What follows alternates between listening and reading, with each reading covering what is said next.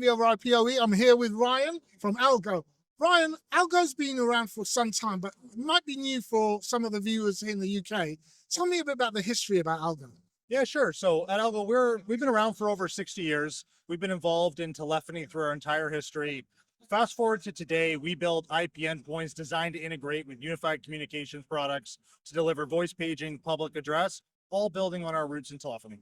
What I really love when I was going through some of these things is, first of all, it's all IP and it's all PoE. Correct. All IP. Tell me a bit more. Give us a little guide through some of your products. Sure, yeah. So everything you're going to see here, every endpoint is IP, PoE powered, designed to sit on the network.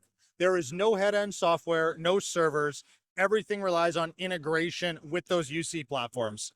Every device is going to have multiple functionalities, but at its core, you can think of it as a standard IP device, like a SIP phone that's living its life in the form factor of a speaker, a strobe light, or an intercom.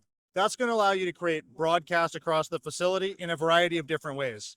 If I unpack the portfolio, there's a variety of products we can go through a little bit here, ranging everything from simple audio products for alerting, like loud ringing, notification, up to better audio products for voice paging, background music, into application-specific things like classrooms, hospitals, and other environments that may solve that. But I think what's important when you look at these devices is it's a speaker, but it's not just a speaker. So there's smart intelligence into every device. Every device has an embedded microphone that allows you to have two-way dialogue with that speaker. That embedded microphone can detect the ambient noise in a room, automatically adjust, get louder, get quieter. And then we have some smart technology that allows you to satellite technology, where you can daisy chain up to 3 additional speakers behind one IP speaker. Still PoE, still fully supervised on the network, but now you've really reduced your networking costs because you only have one home run networking cable. And let's say, for example, you're integrating that with a Teams license.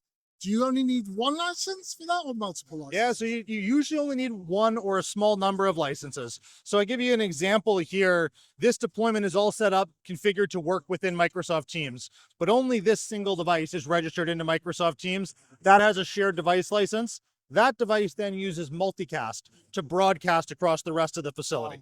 That's quite clever, right? Really, really good. And obviously, obviously in North America, you've got much more instances for, lockdowns and things like this.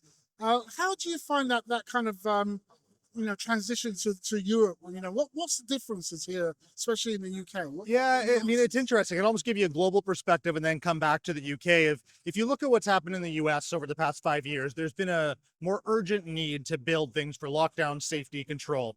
We're now seeing a lot of those requests come up from whether it's concern or real threats in markets like Australia, Canada, the UK. And so while it is different, it's also just later in what's happening.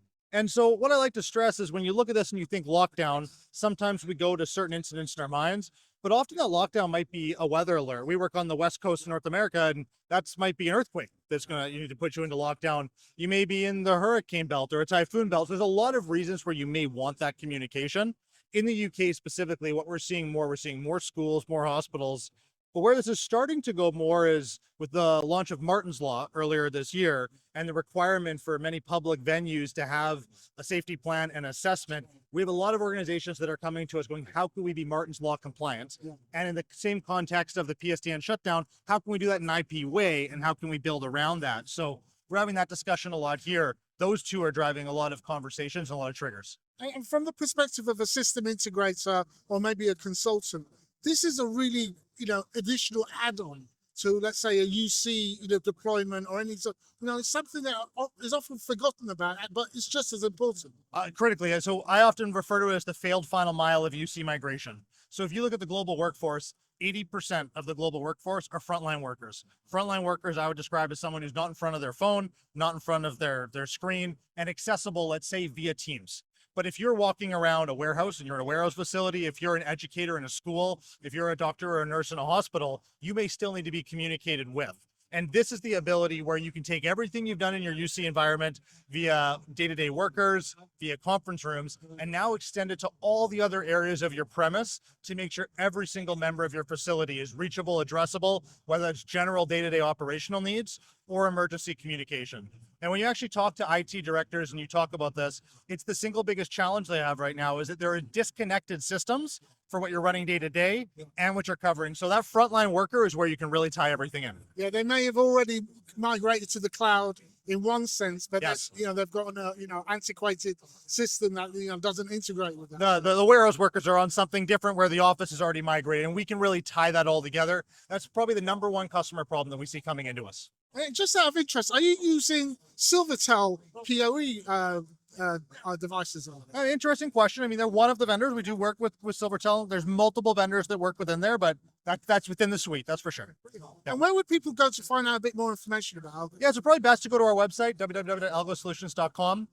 Follow us on LinkedIn and other places. Connect with a member of our team, and we're happy to share. Brilliant. Ryan, thank you, and have a great show. Great to meet you. Cheers. Come on, y'all remember my name. DJ Woody.